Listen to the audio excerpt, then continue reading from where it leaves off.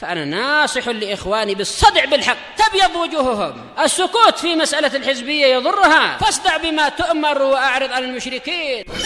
سلامي على دماج ورجالها والشيخ يحيى ودار العلم يا سعد بانيها. بسم الله الرحمن الرحيم. الحمد لله حمدا كثيرا طيبا مباركا فيه كما يحب ربنا ويرضاه. أشهد أن لا إله إلا الله وحده لا شريك له، وأشهد أن محمدا عبده ورسوله صلى الله عليه وعلى آله وأصحابه ومن تبعهم بإحسان إلى يوم الدين. أما بعد. Kita masuk pada pembahasan berikutnya. Qala al-Imam Ibnu Qudamah rahimahullahu taala wa Muawiyah khalul mu'minin wa katibu wahyillah ahadu khulafa'il muslimin radhiyallahu anhum. Setelah menyebutkan tentang ummahatul mukminin, kemudian beliau di sini bawakan keyakinan ahli sunnati wal jamaah terkait Muawiyah, dikhususkan penyebutan Muawiyah dari sahabat-sahabat yang lain, ikhwan, karena pada Muawiyah kelompok-kelompok ahli bidah melancarkan celaan, merendahkan, bahkan membenci, seperti yang dilakukan oleh Syiah dengan berbagai macam pecahannya dan sempalan-sempalannya. Bahkan mereka sampai-sampai benci juga kepada orang yang dinamakan dengan Muawiyah. Antum ke daerah Rafidhah ditanya namanya Muawiyah bisa dipukul. Nah, kebencian yang sangat besar sampai pada apa? Nama saja, kesamaan nama saja ikut dibenci. Oleh karena itulah di sini butuh untuk disebutkan keyakinan ahli sunnah tentang Muawiyah, di mana beliau adalah sahabat dari sahabat Rasulullah sallallahu alaihi wasallam. Maka pada beliau hak-hak sebagaimana hak-hak para sahabat, yaitu wajib untuk kita mencintainya, menghormatinya, meyakini keutamaannya, bahwasanya para sahabat semuanya udul, semuanya adil. Nah, bahkan selain itu beliau punya keutamaan khusus. Baik, dikatakan di sini kedudukan Muawiyah di sisi kaum mukminin sebagai khal. Muawiyah khalul mukminin, pamannya kaum mukminin. Baik. Kenapa? Karena saudari beliau adalah ibu kita. Maka saudara laki-laki dari ibu namanya apa? Khal. Nah, siapa saudari Muawiyah yang menjadi ibu kita? Inda Ali, Ummu Habibah, Ramlah bintu Abi Sufyan. Nah, Ummu Habibah ini adalah saudara perempuan dari Muawiyah. Taib, makanya Muawiyah diungkapkan di sini dengan khalul mukminin, pamannya kaum mukminin. Taib. Wa katibu wahyillah, dan beliau adalah penulis wahyu. Ini juga keutamaan. Beliau penulis Nabi sallallahu alaihi wasallam dan salah seorang dari khulafa kaum muslimin yang setelah Hasan bin Ali radhiyallahu anhu turun dari kekhalifahan, maka kaum muslimin pun bersatu di bawah wilayah dari Muawiyah ibn Abi Sufyan ini. Baik. Qala al-'alama Ibnu Utsaimin rahimahullahu taala Muawiyah ibnu Abi Sufyan huwa amirul mu'minin. Muawiyah ibnu Abi Sufyan Sakhr ibnu Harb. Ini nama beliau. Abu Sufyan namanya Sakhr ibnu Harb. Nah, biasa kan orang-orang Arab jahiliyah dulu menamakan laki-lakinya dengan nama-nama yang menunjukkan apa? Keras. Menunjukkan keras, menunjukkan peperangan. Itu disukai dulu di masa jahiliyah. Sakhr itu kan apa? Batu keras. Harb perang. Nah, baik. Muawiyah ibn Abi Sufyan. Wulida qabla al-bi'tsah bi 5 sinin. Wa aslama 'am al-fath wa qila aslama ba'da al-Hudaybiyah wa katama islamahu. Baik. Dilahirkan akhwan sebelum diangkatnya Nabi kita Muhammad sallallahu alaihi wasallam menjadi rasul sejarak 5 tahun. Berarti kalau ditanya berapa jarak umur beliau dengan umur Nabi kita Muhammad sallallahu alaihi wasallam, Abdurrahman?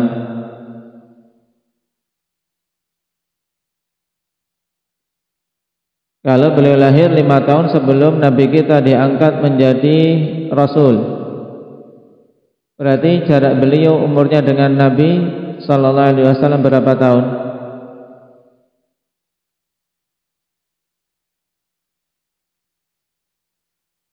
Abdurrahman Riau.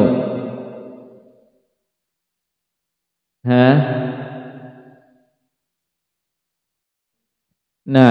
Hasan, yaitu keterpautan dengan Nabi sallallahu alaihi wasallam 35 tahun. Berarti jaraknya jauh dengan Nabi kita Muhammad sallallahu alaihi wasallam.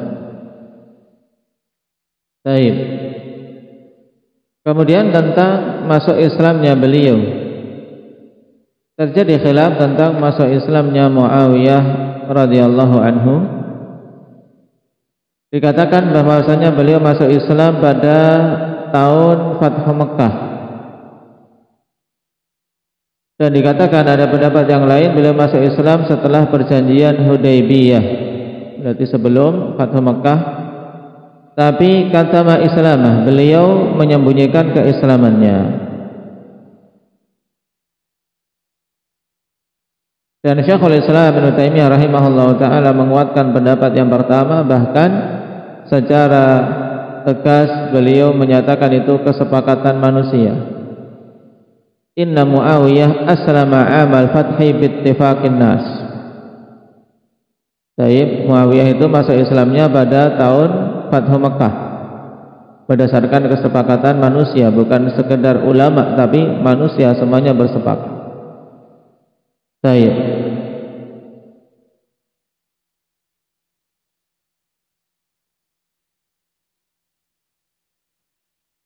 Dan dalam konteks membela antara Muawiyah dari celaan bahwasanya beliau munafik atau beliau kafir dan seterusnya, Syekhul Islam mengatakan imanu Muawiyah ibn Abi Sufyan radhiyallahu anhu tsabitun bin naqlil mutawatir wa ijma'i ahli ilmi ala dzalik. Keimanan Muawiyah ibn Abi Sufyan itu sah berdasarkan dalil-dalil yang mutawatir dan juga ijma' para ulama tentangnya. Seperti juga bahwa keimanan sahabat-sahabat yang semisal beliau yang baru masuk Islam pada Fathu Mekkah.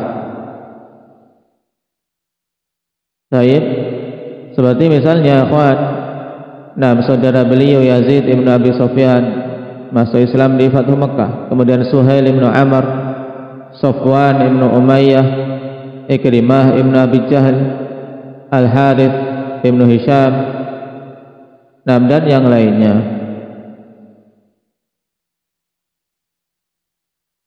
Fa inna haula'i yusammuna at-tulaqa fa innahum amanu ama fathin Nabi sallallahu alaihi wasallam Makkah qadran wa atlaqahum wa manna alaihim wa a'tahum wa ta'allafahum. Ini faedah bahwasanya orang-orang yang masuk Islam pada saat Fathu Mekkah ini dinamakan dengan at-tulaqa. Apa namanya, Wes? at-tulaqa. Kenapa? Karena mereka beriman pada tahun di saat Nabi membuka kota Mekah. Nah, dan dibukanya kota Mekah qahran. Nah, dengan paksa. Maksudnya apa? Dengan peperangan, bukan sekedar damai ya kawan, tapi perang. Kemudian dibebaskan orang-orang yang masuk Islam, makanya dinamakan dengan tulaqa.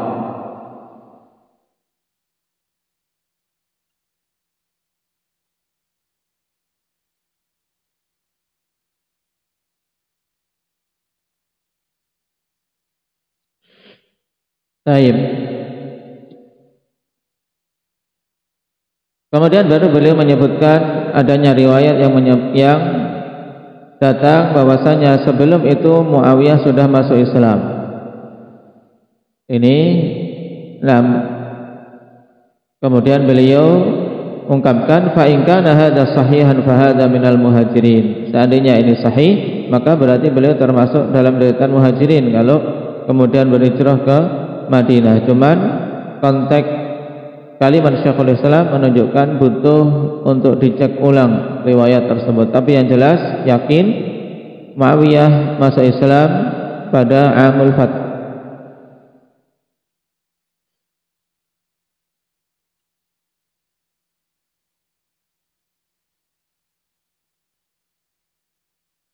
Dan di antara kedustaan atas Muawiyah yaitu bahwa pada peristiwa Fathu Mekah Muawiyah mencela ayahnya, kenapa ayahnya masuk Islam, kemudian baru beliau ngikut masuk Islam. Ini adalah apa? Adalah kedustaan atas nama beliau. Seakan-akan Muawiyah masuk Islamnya karena hanya mengikuti ayahnya saja.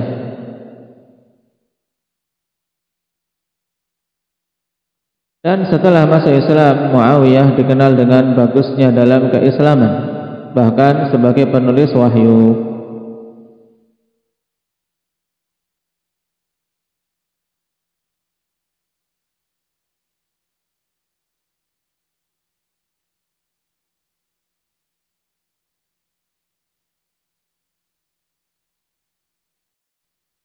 Dan dikatakan oleh Syekhul Islam, maka Muawiyah ahsana islaman min abihi bittifaqi ahli ilmi. Ini dari sisi keutamaan. Dan adalah Muawiyah lebih bagus keislamannya dibandingkan ayahnya berdasarkan kesepakatan ahli ilmi. Kama anna akhahu Yazid ibnu Abi Sufyan kana afdala minhu wa min abihi. Sebagaimana pula saudaranya Yazid bin Abi Sufyan itu lebih utama daripada Muawiyah dan daripada ayahnya. Ini urut-urutan dari 3 orang yang ada hubungan saudara dan hubungan rahim atau sebagai anak. Jadi urut-urut aja paling utama dari ketiga orang ini Yazid ibnu Abi Sufyan. Kemudian setelahnya saudaranya itu Muawiyah ibnu Abi Sufyan, baru Abu Sufyan Sakhar ibnu Harb.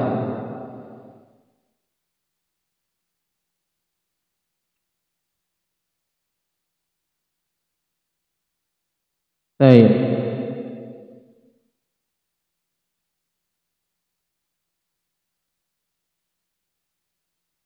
Oleh karena itulah Abu Bakar memilih Yazid Ibn Abi Sufyan dalam memerangi Nasara pada Fathu Syam, pada peristiwa pembukaan kota Syam.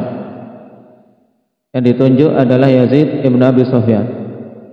Ini menunjukkan beliau utama, karena Abu Bakar tidak akan memilih seorang menjadi pimpinan kalau tidak memiliki keutamaan.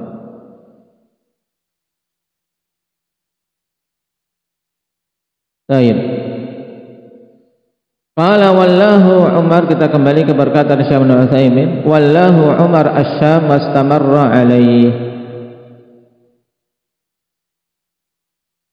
Dan Umar menunjuk Muawiyah bin Abi Sufyan sebagai wali di negeri Syam.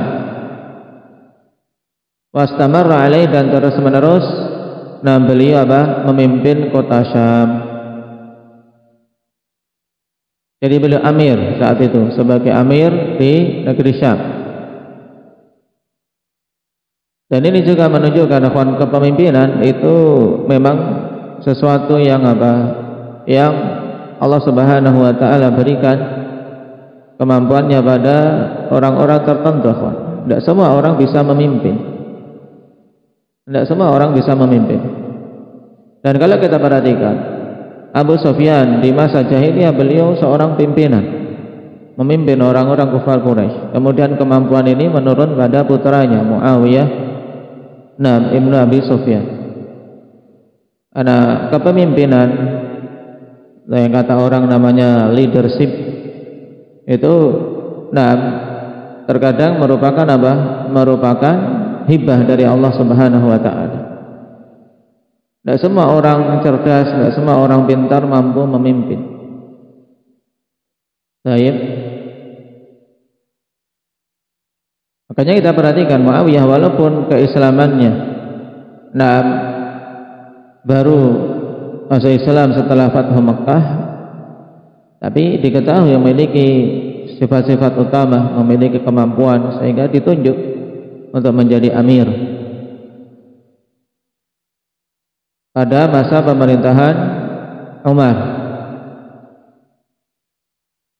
Wa tusamma bil khilafah ba'dal hakamain am 37, dan dinamakan dengan khalifah. Beliau diberi kekhalifahan setelah ketetapan dua hakim. Pada tahun 37 Hijriah. Wajtama'an nas alaihi ba'da tanazulil Hasan ibn Ali sanah 41, dan manusia pun kemudian bersatu atas kekhalifahan Muawiyah setelah kemunduran Hasan ibn Ali radhiyallahu anhu pada tahun 41. Baik. Berkaitan dengan ini akhwan,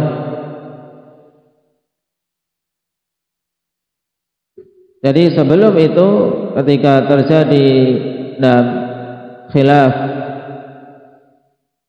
dan fitnah yang besar sepeninggal Utsman ibn Affan,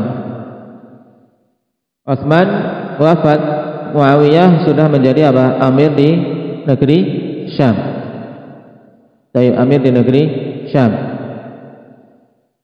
Kemudian Utsman saat itu kan di Madinah. Maka telah kita ketahui bahwasanya ketika Utsman terbunuh, maka kaum muslimin di Madinah segera berusaha untuk menetapkan khalifah, karena harus ada khalifah pengganti dengan secepat mungkin untuk bisa tegak kekuatan kaum muslimin. Disinilah terjadi khilaf. Sebagian berpandangan harus dicari dulu pembunuh Utsman sebelum menentukan khalifah. Tapi ijtihad yang hak adalah menetapkan khalifah terlebih dahulu, dan itu yang dipilih oleh Ali bin Abi Thalib, sehingga ijtihad Ali dalam masalah ini hak. Khalifah memang harus ditunjuk terlebih dahulu, dan Ali saat itu yang menjadi khalifah yang sah bagi kaum mukminin. Kemudian terjadi fitnah besar, yaitu fitnah Siffin dan fitnah Jamal. Perang Jamal dan perang Siffin.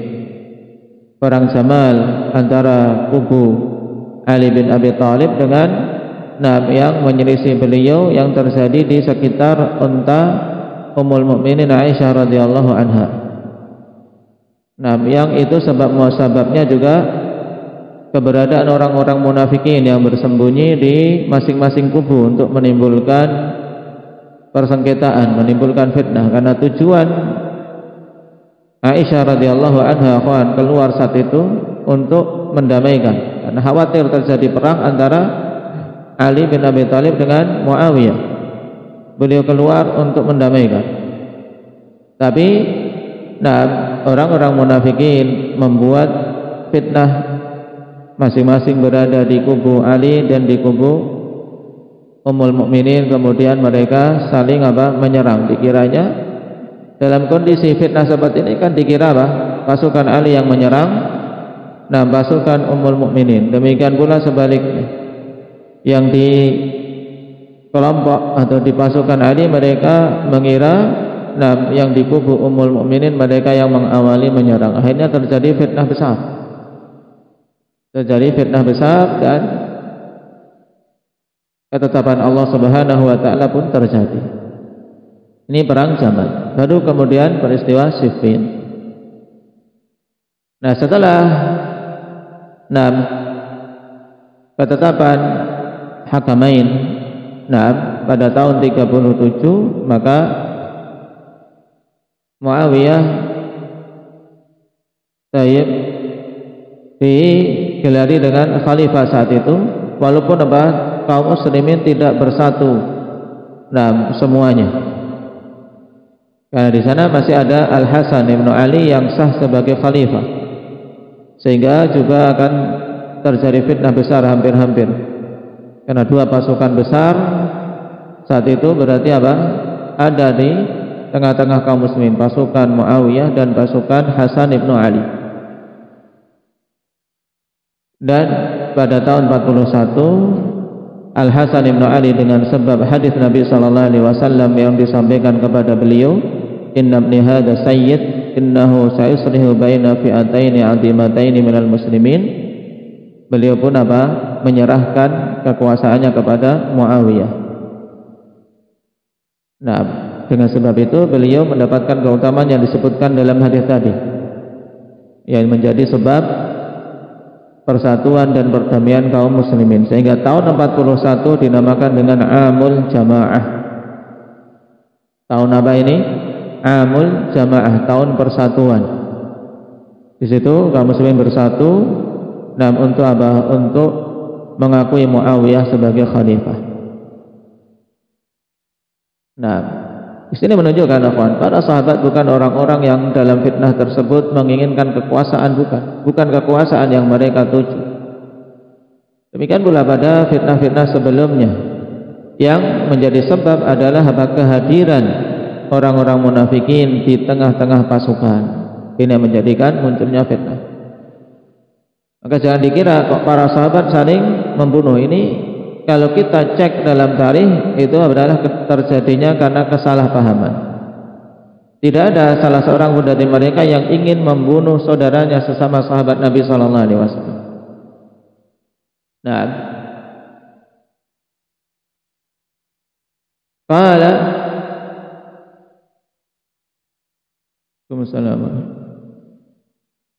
kana yaktubu lin Nabi sallallahu alaihi wasallam, dan adalah Muawiyah itu dulu menulis untuk Nabi sallallahu alaihi wasallam sebagai penulis wahyu.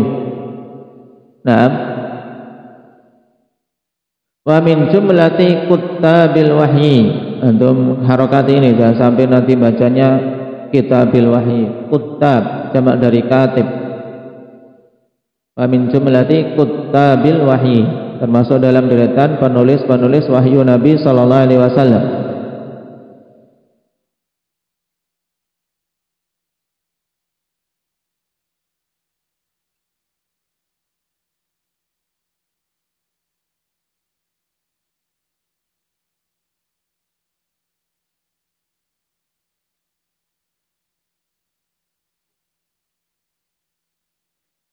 Baik.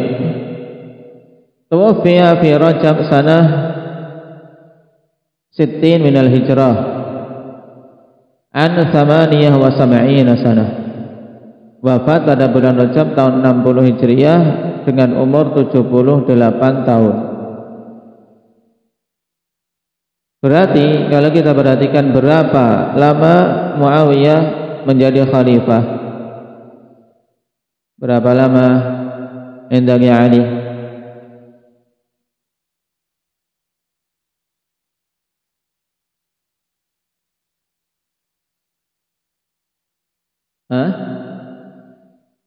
Dari 41 sampai 60. Dari 41 sampai 60. 20 tahun kurang 20 tahun kurang beberapa bulan. Nah, kalau didetailkan ikhwan, karena di sini beliau wafatnya pada pertengahan Rajab tahun 60. Berarti beliau ikhwan memegang kekhalifahan. Taib, dikatakan oleh Ibnu Hazm 20 sanah ghaira sam'ati ashhur, 20 tahun kurang 7 bulan, berarti 19 tahun berapa bulan? 5 bulan. 19 tahun 5 bulan memegang kekhalifahan.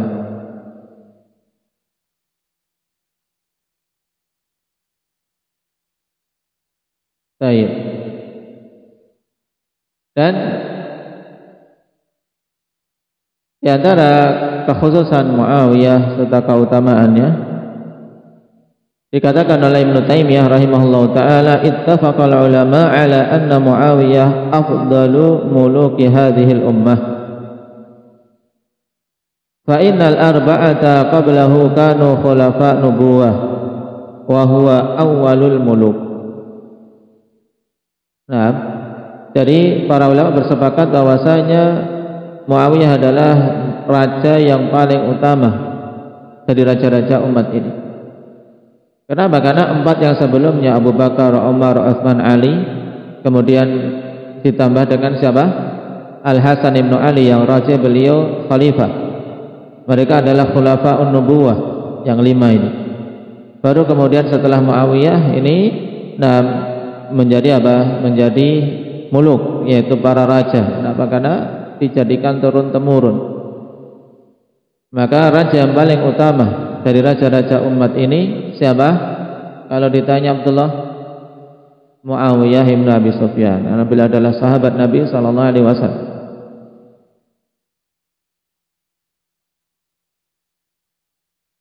Baik. Dalil untuk hal ini, ikhwan, yang menunjukkan kana mulkuhu malikan, kana mulkuhu mulkan wa rahmatan, kama jaa fil hadits yakunul mulku nubuwatan wa rahmah, thumma takunu khilafatun wa rahmah, thumma yakunu mulkun wa rahmah, thumma mulkun wa jabariyah, thumma mulkun adud.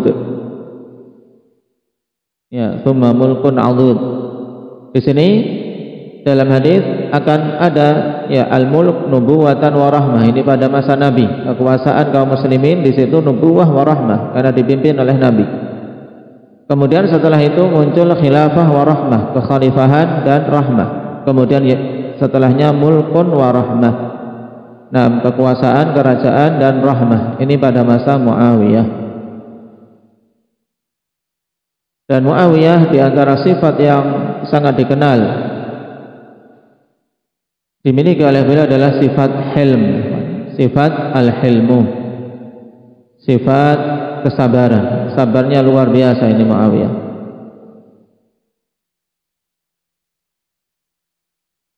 Baik.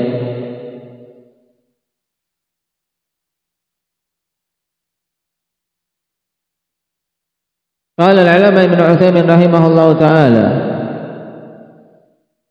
wa inna ma dzakarahu al-mu'allif athna 'alaihi lirraddi 'ala ar-rawafid alladziina yasubbunahu wa yaqdahuna fihi. Hanyalah disebutkan oleh Ibnu Qudamah tentang Muawiyah ini dan memuji Muawiyah sebagai bantahan untuk orang-orang Rafidhah yang mereka mencaci maki Muawiyah dan mencela beliau. Baik. Dan ini jelas sebagaimana disebutkan tadi. Dan hukum yang mencela Muawiyah perinciannya seperti pada pembahasan mencela sahabat di depan.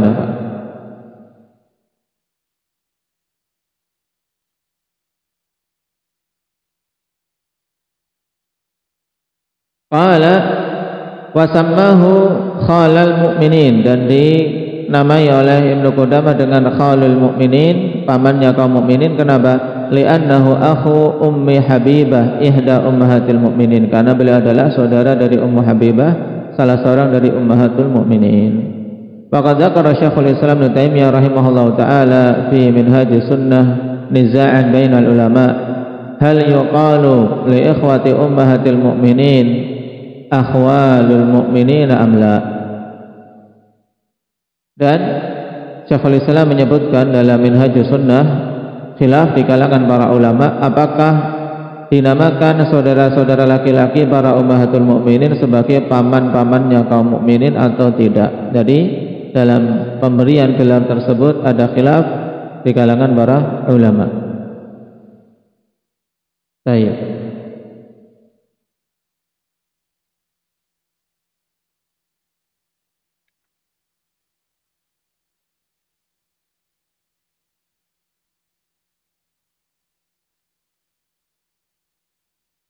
Berarti tentang pemberian gelar tersebut ada khilaf.